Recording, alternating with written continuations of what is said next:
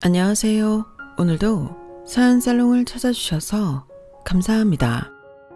저는 연애 3년 만에 결혼을 진행하다 예비시댁의 뻔뻔한 민낯을 보고 파혼을 하게 된 30대 후반 전문직 여성입니다. 그리고 저랑 결혼을 할 뻔했던 그 남자도 다른 분이었지만 전문 직종에 종사하는 동갑내기였는데요. 처음엔 친구로 만나다 서로 좋은 감정이 생겨 연인 사이로 발전한 케이스였어요. 그러니까 알고 지낸 지는 7년이 조금 넘었는데 그중에 3년은 연인으로 지냈던 거죠. 게다가 알고 지낸 시간이 길었다 보니 마치 장기 연애라도 한 사람들처럼 서로가 서로에 대해 아주 잘 알고 있다고 착각 속에 살았는데요. 10길 물속은 알아도 한길 사람 속은 모른다고 제가 예비 남편에 대해 모르는 게 참 많더라고요. 한마디로 그놈은 결혼하면 절대 안 되는 놈이었거든요. 본격적으로 제 파혼 이야기를 시작하자면 제 파혼의 원인은 예비 남편이 들고 온 종이 쪼가리에서 시작되었어요. 그리고 그 전에 상견례 자리에서 예비 시어머니가 요즘은 남녀가 평등하고 남자 여자 할 것 없이 자기 일 하는데 굳이 옛날 방식으로 결혼할 거 뭐 있냐고, 남자가 꼭 집을 해갈 필요가 없으니 반반 결혼을 하자고 요구하셨는데 저도 저희 부모님도 그 생각에는 크게 반감이 없어서 그러자고 했어요. 어차피 저나 예비 남편이나 적지 않은 나이에 하는 결혼이었고 죽이 되든 밥이 되든 결혼은 우리 힘으로 하는 게 맞다고 생각하고 있었는데 예비 시어머니가 직접 저런 말씀을 하시니 오히려 반갑다고 생각할 정도였어요. 사실 이것저것 따지기 시작하면 피곤한 게 결혼이잖아요. 실제로 제 절친한 친구가 결혼 준비를 하다 하도 싸워서 파혼하기도 했는데 그걸 옆에서 전부 지켜본 제 입장에서는 오히려 이것저것 재지 않고 우리끼리 알아서 하는 결혼이 맞다고 생각했거든요. 그리고 이왕이면 반반 결혼이 부부 사이에도 뒷말이 나오지 않을 것 같았는데 그렇기 때문에 저는 더더욱 양가 부모님이 개입하지 않는 우리만의 결혼을 하고 싶었어요. 그러니 처음부터 반반 결혼을 제안한 예비 시어머니가 뭔가 생각이 깨어있는 어른처럼 보였는데 역시 저랑 잘 맞을 것 같다는 착각을 하기도 했었죠. 그런데 이런 제 생각을 보기 좋게 깨버리겠다는 듯 황당한 일을 겪게 되었는데 그게 아까 말씀드린 그 종이 쪼가리였어요. 상견례를 하고 보름 정도가 지났을까? 예비 남편이 자기 엄마가 저에게 주라고 했다며 웬 A4 용지 한 장을 주더라고요. 그리고 그 종이에는 빼곡하게 가구며 가전제품이며 심지어 디퓨저 같은 인테리어 소품까지도 적혀 있었는데 여기서 이상한 건 가전제품에는 하나같이 곱하기 3이라는 표시가 되어 있었어요. 그리고 그 가전제품들은 전부 제일 비싸다는 것들이었는데 청소기는 다이슨, 냉장고, TV, 세탁기 같은 대형 가전은 삼성 제품으로 냉장고만 해도 300만 원이 넘는 거였어요. 그럼 그것만 곱하기 3을 하면 900만 원이라는 건데 TV를 떡하니 85인치로 적어 놓았더라고요.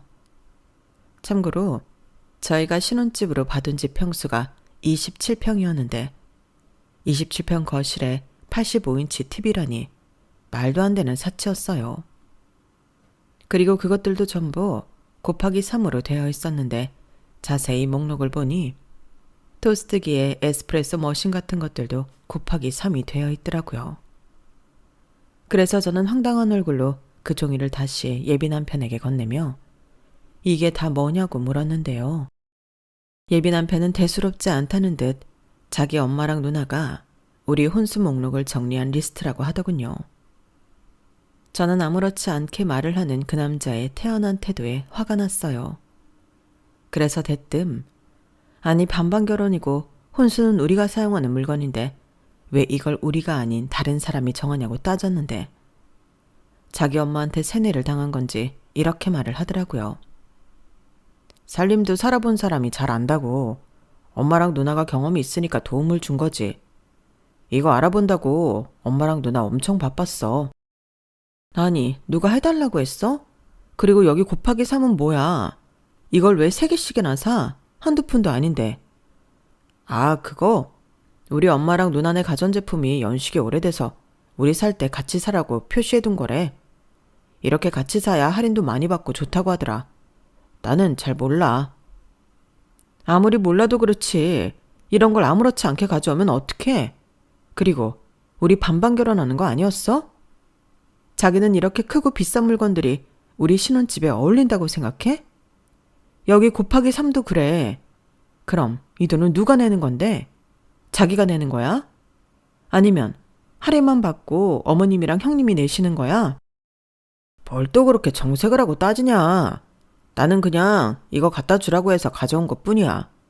궁금하면 자기가 우리 엄마한테 전화해서 물어봐. 나는 그냥 심부름한 것 뿐이라니까. 저는 그때부터 살짝 싸했어요.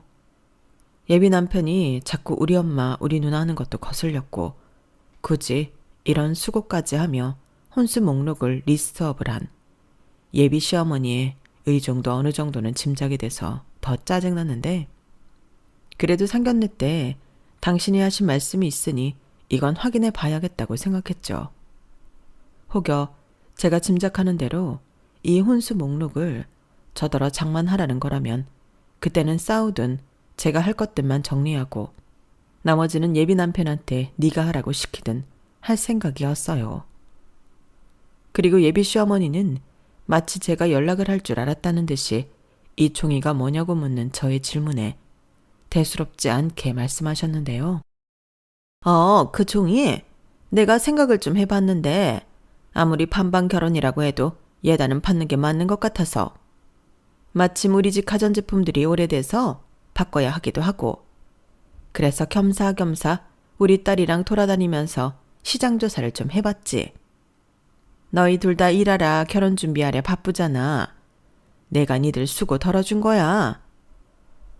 아니 마음은 감사한데요. 갑자기 예단이라뇨. 저희 반반 결혼하는데 예물이랑 예단은 생략하는 거 아니었어요? 어머 얘는? 나는 니들 결혼은 반반하라고 했지. 예단은 하지 말라는 소리는 한 번도 하지 않았다. 그리고 주변에서도 하나뿐인 아들 장가 보내면서 예단도 안 받았다고 하면 내가 얼마나 이상해 보이겠니? 너도 그래. 이상한 며느리 얻은 줄 알고 수군거린다니까. 그렇다고 형님네 가전제품까지 저더러 하라고 곱하기 3을 해놓으신 건 좀 너무하세요. 너무하긴. 너 요즘 예단 비용이 얼마나 하는 줄 아니? 그리고 우리 딸도 쉬는데 니들이 결혼하면 선물은 해줘야 하잖아. 그래서 그냥 같은 걸로 받는다고. 또 내가 땡땡 백화점에서 견적받은 건데 그 직원이 그렇게 한꺼번에 사면 할인도 많이 해준다고 하더라. 어머니, 아무리 그래도 이건 좀 아닌 것 같아요. 그럼 저한테 예물은 얼마나 해주시려고요? 그럼 저도 뭐 리스트라도 적어서 드리면 돼요? 뭐? 너 지금 싸우자는 거니? 아무리 결혼식 전이라고 해도 나 네 시어머니 될 사람이야. 어른이라고. 예물은 내가 어련히 알아서 준비하지. 네가 뭔가 오해를 해서 기분이 상했나 본데 잘 생각해봐라. 나는 너 생각해서 그런 거야. 예비 시어머니는 자꾸만 저를 생각해서 그런 거라는 헛소리를 하셨어요. 하지만 저는 어딜 봐서 저를 생각한 건지 알 수가 없었고 오해하지 말라고 했지만 대화를 하면 할수록 오해할 수밖에 없었는데 제 입장에서는 세상에 없던 예단 얘기가 나왔기 때문에 오해고 자시고 기분이 나쁠 수밖에 없었어요. 그래도 그때까진 제대로 당하기 전이라 파혼까지는 생각하지 않았는데 이것도 일종의 제가 싸워서 해결을 봐야 할 일이라고 생각했어요. 적어도 그때까진 예비 남편은 제 편이라고 생각했기에 잘 이 내용을 알면 저처럼 질색을 하고 자기 엄마랑 싸울 거라고 생각했거든요. 하지만 그건 제 허황된 바람일 뿐 제 말을 다 들은 예비 남편은 뭐가 문제인지 모른다는 얼굴이었어요. 자기 내 말 이해했어? 이거 곱하기 3 예단이래. 그러니까 나더러 이걸 다 하라는 건데 이게 말이 돼? 그게 말이 안 되는 거야? 원래 결혼하면 예단하는 거잖아. 우리 반반 결혼하는데 왜 하는 건데? 서로 빈정상하지 말고 똑같이 하자는 취지에서 하는 거 아니었어? 그럼 혼수도 반반 결혼에 포함인데 이거 절반은 자기가 해야 해. 왜? 예단은 원래 자기가 하는 거잖아. 예단 말고 혼수 말이야. 지금 이 혼수 목록에 은근슬쩍 예단이 끼워져 있긴 하지만 우리 혼수는 반반씩 해야지. 그 물건 나만 써? 그리고 생각 잘하고 대답해. 내가 예단을 하면 자기는 나한테 예물을 해줘야 한다고. 나한테 이 정도로 뜯어가면 나는 뭐 가만히 있겠니? 아니 왜 말을 또 그렇게 해. 뜯어가긴 뭘 뜯어가. 알았어.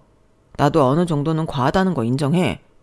이건 내가 우리 엄마랑 누나한테 얘기해서 조정할 테니까 그만 좀 해라. 요즘 같아서는 내가 무서워서 결혼하는 게 맞나 싶어. 그러게 왜 나를 무서운 사람을 만들어. 애당초 자기가 중간에서 잘했으면 이런 일이 없잖아. 말했잖아. 나는 잘 몰라서 심부름만 한 거라니까. 뭘 알아야 중간 역할을 하지. 그리고 이제 알았으니까 내가 가서 말을 한다고 하잖아. 사람 좀 그만 잡아라. 저는 예비 남편의 짜증스러운 태도에 저 역시 짜증이 났어요. 저는 이 인간이 이 정도로 멍청한지 몰랐거든요. 그도 그럴 게 저는 예비 남편이 똑똑하고 스마트한 사람이라 좋아했는데요. 사귀게 된 계기도 그거였어요. 제가 원래 좋아하는 남자 이상형이 자기 일을 하는 지적인 남자였거든요. 그리고 연애하면서 그 점이 가장 마음에 들어 결혼까지 결심한 건데 결혼을 준비하는 동안 이 남자는 세상 천지 이런 바보 멍청이가 없었어요. 그리고 모른다고 하면 만사 형통이라고 생각하는 건지 저는 저런 무책임한 태도에도 화가 났는데 일단 서로 얘기가 된 부분이 있으니 기다려볼 생각이었죠. 하지만 며칠이 지나도 돌아오는 대답은 없었고 예비시댁에서는 그냥 그대로 진행하길 바라는 것 같았어요.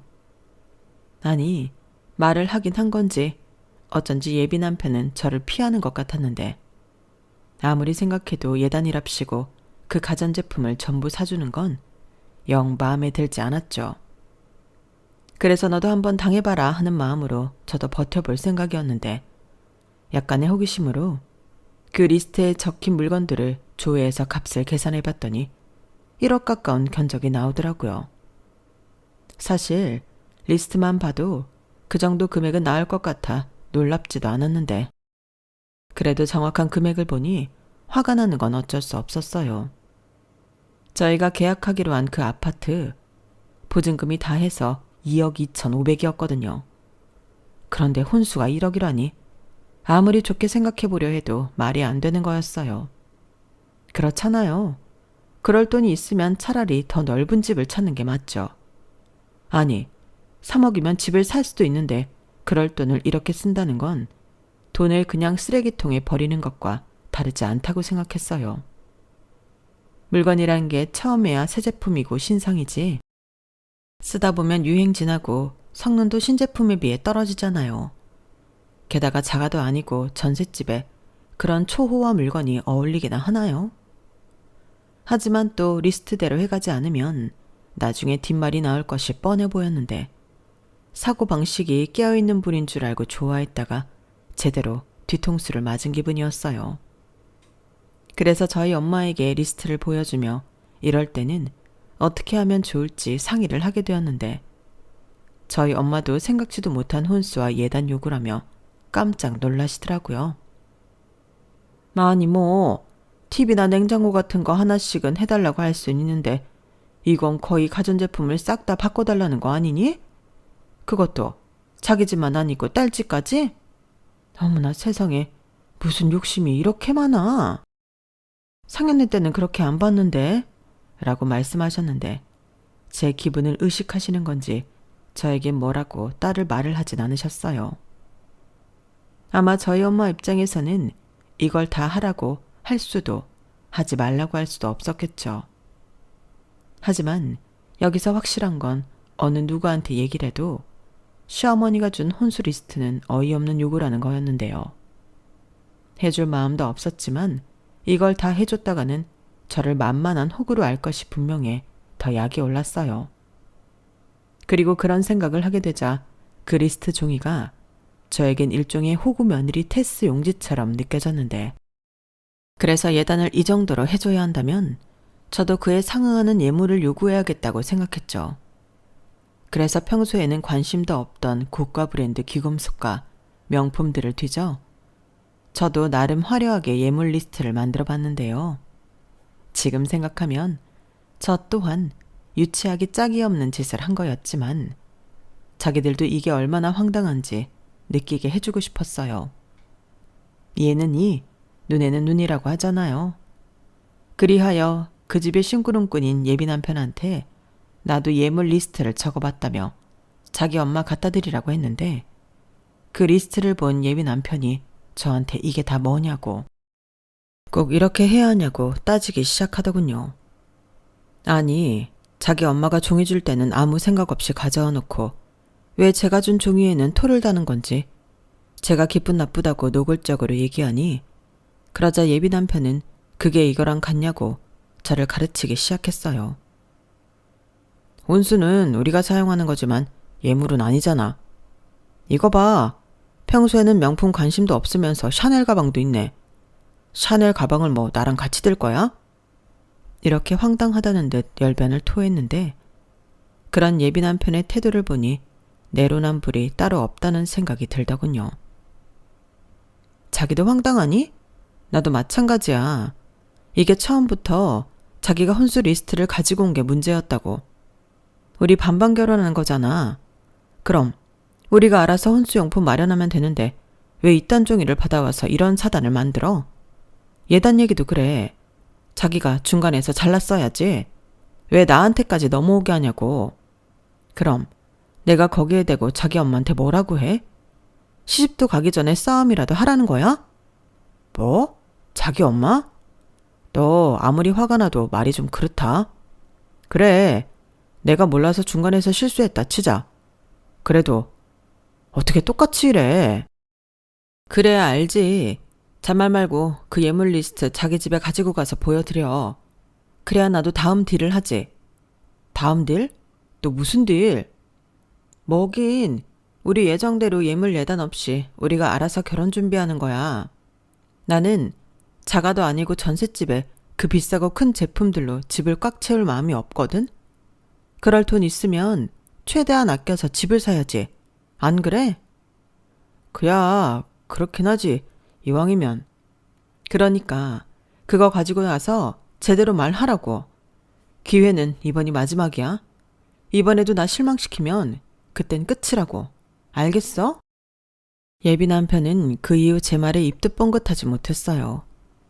하긴 제가 좀 그때는 많이 감정에 격해서 말을 무섭게 하긴 했는데 자기도 생각이라는 게 있으니 제 말이 틀린 게 하나도 없다는 건 알 거라고 생각했죠. 게다가 계속 이렇게 하면 끝이라고 어깃장도 났으니 더욱 저한테 뭐라고 하지 못했던 것 같은데 그때부터는 예비 시어머니와 저의 본격적인 신경전이 시작되었어요. 아마도 예비 시어머니는 초장에 제 길을 꺾어놓고 싶었던 모양이더라고요. 상견례 때는 남녀가 평등하다고 하시더니 고부 사이는 상하관계가 그렇게 따지시는 건지 서로 잘 보여야 하는 그 시간에 감사하게도 예비 시어머니는 점점 당신의 밑바닥을 저에게 보여주셨어요. 결국 그런 당신의 행동 때문에 저라는 복덩이 며느리를 놓치게 되었는데 여기서 한 가지 제가 예비 남편과 예비 시댁에 알리지 않은 사실이 하나 있었거든요. 저는 어릴 때부터 참 돈을 잘 굴리고 모으는 데 소질이 있었어요. 희한하게 이렇게 하면 돈이 되겠다, 이렇게 하면 목돈을 모으겠다 하는 계산이 빨리빨리 되었는데 그렇다 보니 20대 첫 직장을 다니고부터는 꾸준히 돈에 관련된 공부를 하게 되었어요. 그리고 처음엔 소액으로 소액 투자를 해서 돈을 잃고 벌기도 하며 경험을 쌓았는데 그렇게 시간이 지나고 노하우가 생기니 과감한 투자도 하며 제법 돈을 벌 수 있었죠. 그 때문에 연인이었던 예비 남편한테도 노출하지 않은 재산이 2억 가까이 있었는데요. 물론 처음부터 숨길 생각은 없었지만 주변에서 하도 돈에 대해서는 모든 걸 오픈할 필요는 없다고 조언을 해줘서 상대였던 예비 남편이 어느 정도를 준비했냐에 따라 결정하려고 했는데 일단 1년 정도는 오픈할 생각이 없었어요.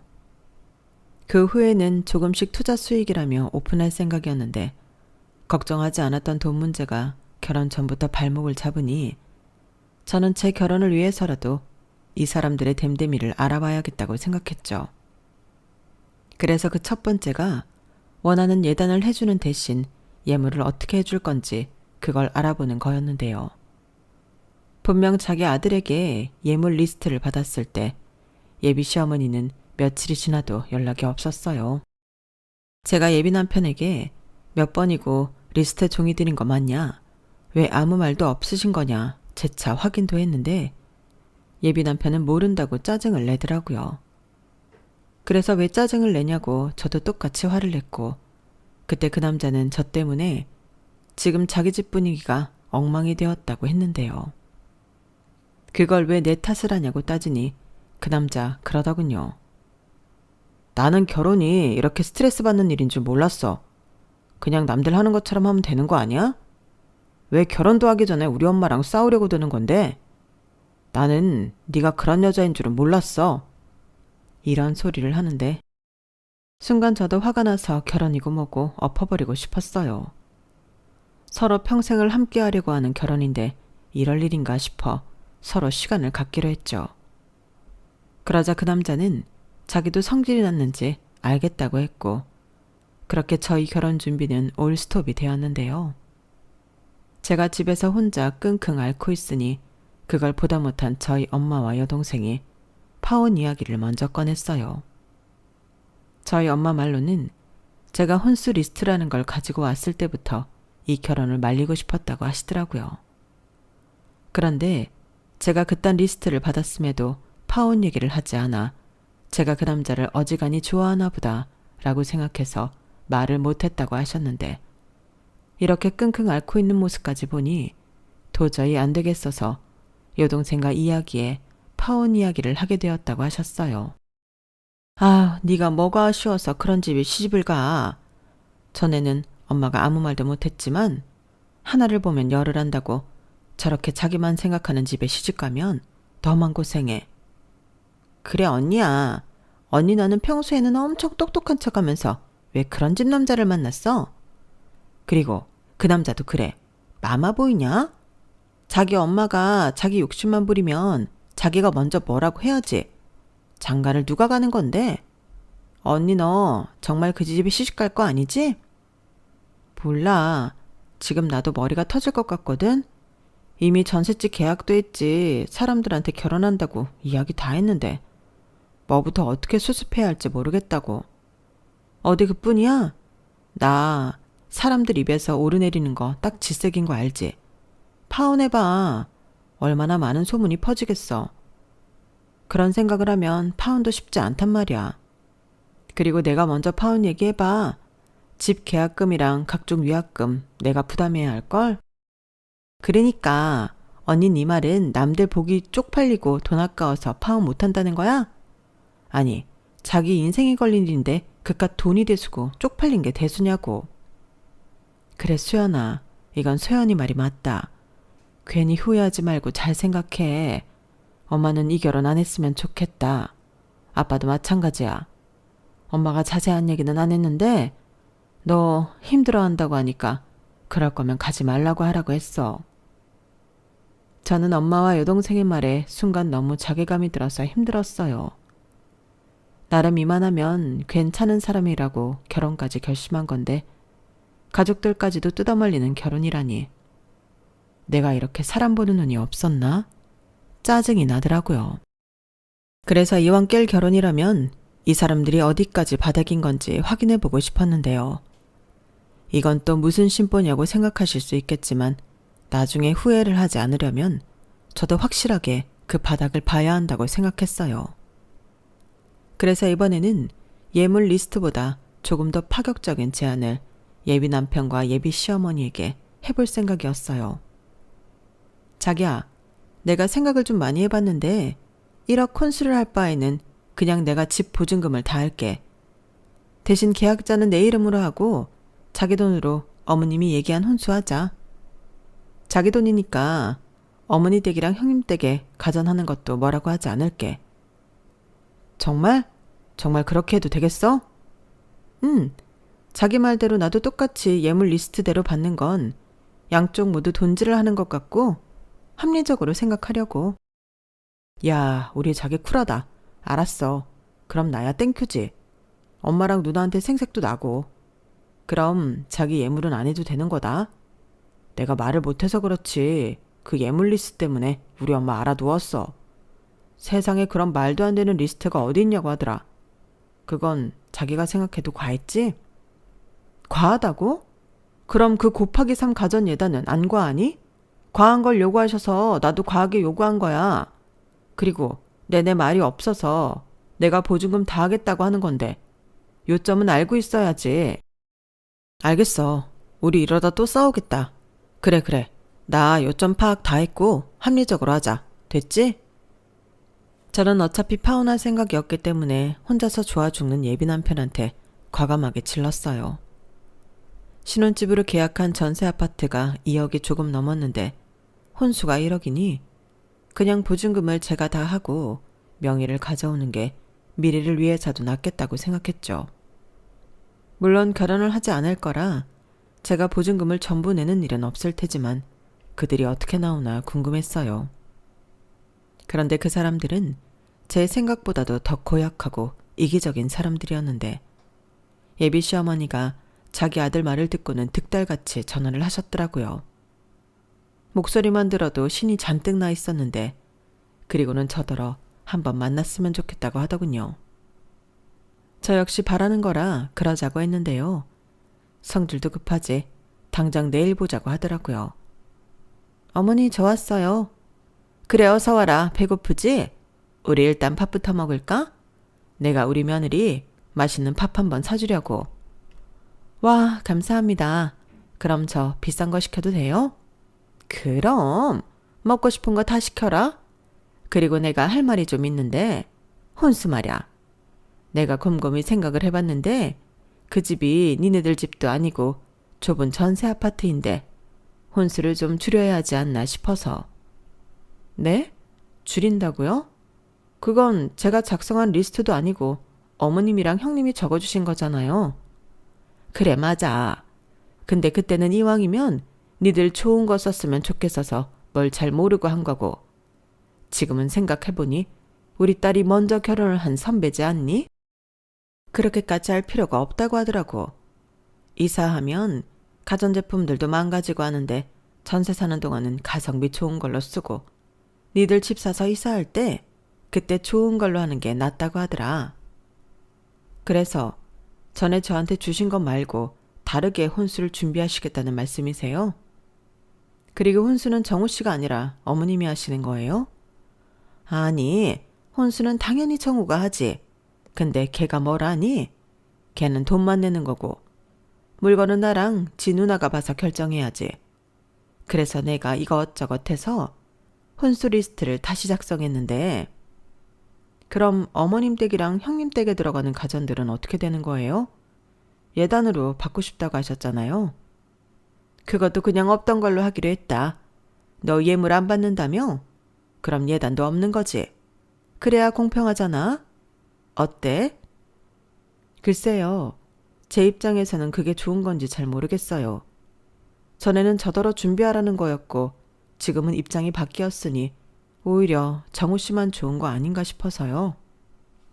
아우, 뭘 또 그렇게 꼬아서 생각하냐. 우리 아들이 하도 그건 과하다고 나한테 뭐라고 하니까 최대한 니들한테 맞추려고 그러는 거지. 그럼 어머님, 변경된 혼수용품 비용이 얼마인지 대략이라도 알 수 있을까요? 저도 1억 혼수 생각해서 보증금 다 한다고 한 건데 계산이 안 맞으면 그럴 필요가 없는 것 같아서요. 뭐? 아니, 계산을 아직 안 해봤는데. 그럼 리스트만 주세요. 제가 계산해 볼게요. 아니, 그게 말이다. 대충 한 1,000만 원 조금 넘는 것 같더라. 네? 1,000만 원이요? 어머니, 이건 아니죠. 제가 집 보증금을 전부 다 하는데 1억 혼수가 1,000만 원이 되다뇨. 어머님은 이게 반반 결혼이 맞다고 생각하세요? 아니, 네가 보증금을 다 한다며. 명의 주는 대신 그러겠다고 한 건 너잖아. 그야 혼수하는 돈이나 보증금 반이나 차이가 나질 않으니까 그랬죠. 그럼 제가 집을 아예 살 테니까 처음 혼수 리스트대로 하는 걸로 할게요. 그럼 상관없는 거죠. 작아니까. 뭐? 집을 아예 산다고? 너 그럴 돈이 있니? 설마 괜히 자존심에 대출 끼고 그럴 거면 그럴 필요 없다. 그럼 살면서 내 아들이랑 같이 갚아야 하지 않니? 아니에요. 저 돈 있어요. 그리고 설령 부족해서 대출을 받아야 한데도 제 명의로 산 집이니 대출금은 저 혼자 갚죠. 원하신다면 각서라도 써드릴 수 있어요. 그럼 이제 전세 아니고 자가니까 예전 리스트대로 혼수하는 걸로 해도 되죠? 아니 또 뭘 그렇게나. 근데 너 정말 돈 있는 거 맞니? 괜히 하는 소리 아니야? 저 사실 정우 씨한테도 오픈하지 않은 돈인데 주식이랑 이것저것 투자하는 거 있어서 생각보다 꽤 있어요. 나중에 오픈하려고 했던 건데 어머님이 혼수를 그렇게나 줄이시겠다고 하니 말씀드리는 거예요. 못 믿으시겠으면 주식 계좌라도 보여드릴까요? 저는 핸드폰을 꺼내 주식 계좌를 예비 시어머니에게 보여드렸어요. 그러자 놀란 토끼 눈이 된 예비 시어머니는 뜻밖의 횡재라도 했다는 듯 활짝 웃으셨는데 그럼 알겠다고 예전 리스트대로 혼수를 하는 걸로 하자고 하시더군요. 그리고는 식사를 다 할 즈음 제 눈치를 살살 보시더니 이윽고 하지 말아야 할 말을 꺼내셨는데요. 근데 집을 사면 말이다. 명의는 공동명의로 하는 게 어떻겠니? 어차피 결혼하면 같이 사는 집인데 남자 입장에서는 그런 걸로 은근히 기가 죽는 거거든. 명의가 뭐가 중요해? 같이 사니까 공동명의 하는 게 모양새도 좋지. 저런 말을 하시는데 정말이지 양심은 있나? 저도 모르게 피식 헛웃음이 나왔어요. 그러자 예비 시어머니도 제 반응에 조금 당황한 얼굴이었는데 자기가 생각해도 좀 뻔뻔했다는 걸 아셨을까요? 제가 웃음을 멈추고 빤히 당신 얼굴을 쳐다보니 그 아줌마는 제 눈을 피하셨어요. 그리고는 어색하게 계속 물만 따라 드셨는데 이젠 볼장 다 봤다는 생각이 들었죠. 언감생심 제가 집을 해오겠다고 하니 그 집을 공동명의로 하라니 정말 그건 생각도 못한 거였는데 저 아줌마의 욕심은 어디까지일까? 저런 집에 시집갔다가는 큰일 나겠다 하는 생각이 들었어요. 그래서 저도 물을 따라 마시고는 차분하게 파혼 이야기를 하기 시작했죠. 아줌마 아들도 실망이고 이렇게 욕심 많으신 분인 줄 모르고 결혼을 할 뻔했다고 이쯤에서 다 그만두자고 했어요. 뭐? 너 지금 뭐라고 했니? 결혼을 그만둔다고? 그럼 뭐 지금 파혼이라도 하겠다는 거야? 네. 아주머니처럼 욕심 많은 사람을 어떻게 시어머니라고 부르면서 살겠어요. 저도 주변에서 많이 듣기는 했는데 아들 장가 보내는 거지 본인 입속 챙기는 거 아니잖아요. 1억 콘수도 경억스러웠는데 이젠 제가 사는 집에 아들 이름만 올리자고요? 이건 뭐 칼만 안 들었지 날강도가 따로 없잖아요. 제가 만만하셨어요? 저 그렇게 순진하지 않은데? 아주머니 이렇게 하시면 저 말고도 다른 며느리 보기 힘드시니 제발 그 더러운 욕심 좀 그만 내세요. 뭐야? 너 지금 말 다 했니? 내가 뭐 못하려고 한 거야? 네, 하면 안 되는 요구하신 거예요. 그럼 애당초 상견례 때 교통정리를 제대로 하셨어야죠. 그때는 깨어있는 사람처럼 반반 결혼하라고 하시더니 이렇게 뒤통수 치는 법이 어딨어요? 그리고 아줌마 아들한테도 전해주세요. 똥인지 된장인지 구별 못할 거면 다른 집 귀한 딸 만나지 말라고요. 아, 아줌마가 전해주시면 되겠네요. 제가 이딴 결혼 못 해먹겠다고 판 엎었다고 말 좀 해주세요. 야, 너 지금 이게 무슨 버르장머리야? 아이고, 저런 싸가지인 줄도 모르고 내가 너 같은 며느리를 볼 뻔했다. 파혼? 그래, 나도 바라는 바야. 내 귀한 아들 너 같은 거한테 못 주지. 내가 어떻게 키운 내 아들인데? 아, 그러세요? 그럼 잘 됐네요. 피차 바라는 쌍방합이니까 다른 말하기 없기에요. 그리고 이 밥은 아주머니가 사주신다고 하셨으니까 저는 그냥 갈게요. 잘 먹었습니다. 그럼 안녕히 가세요. 야, 너 거기 안 서? 돈 내고 가. 나 너 같은 거한테 돈 쓰기 싫으니까. 야! 야! 저는 잔뜩 약이 오른 그 아주머니를 뒤로하고 그 자리를 아주 여유 있게 빠져나왔어요. 이게 생각보다 정말 속이 후련했는데 그 사이 자기 엄마한테 연락을 받은 건지 저한테 미친 듯이 전화를 하고 난리가 났더라고요. 당연히 받지 않았죠. 받아봤자 피차 좋은 말 할 것도 아니고 어차피 깨진 사이 쓸데없는 에너지 낭비는 하고 싶지 않았는데요. 인간이 어찌나 끈질긴지 포기를 할 줄을 모르더라고요. 그런데 마냥 피할 수도 없는 이유가 있었으니 계약한 전셋집이며 결혼식장, 신혼여행 모두 계약 취소를 해야 했는데 그 위약금 문제를 해결해야 했거든요. 그래서 다음 날 전화를 받았고 굉장히 화가 난 목소리의 그 남자에게 만나서 이야기하자고 했는데요. 다음 날 어떻게 참았는지 그 인간은 저를 보자마자 사람들 시선도 의식하지 않고 저더러 어떻게 그럴 수가 있냐고 화를 내기 시작했어요. 황당하게도 화가 난 이유는 제가 파혼 선언을 한 것이 아닌 제가 돈이 있는데 자기한테 말을 하지 않았다는 거였어요. 어차피 깨진 사이인데 제가 돈이 있든 없든 그게 무슨 상관인 건지 자기는 속았다며 방방 뛰는 그놈의 발작을 그냥 듣고만 있었어요. 지나가는 웬 미친놈이 미친 짓을 하는데 거기에 개입하면 저만 피곤해지는 거잖아요. 그러자 몇 분 뒤 느닷없이 태도를 바꿔서 이번에는 자기가 잘못했다고 파혼 얘기는 없던 걸로 해달라고 했는데요. 그러면서 자기가 책임지고 혼수 목록은 해결하겠다고 하더라고요. 그리고 제가 집을 하는 만큼 자기가 그 집에 맞게 혼수를 하겠다고 했는데 정말 어이가 없었죠.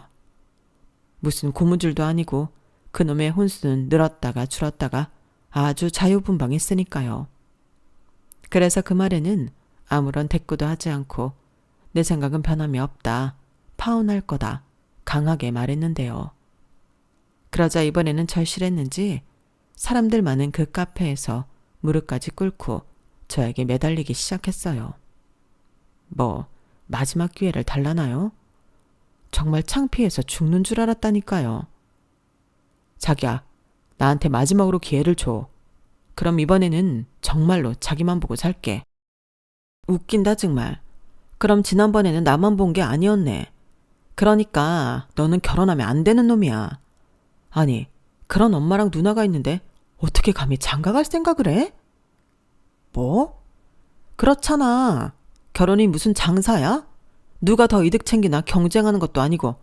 지금도 그래.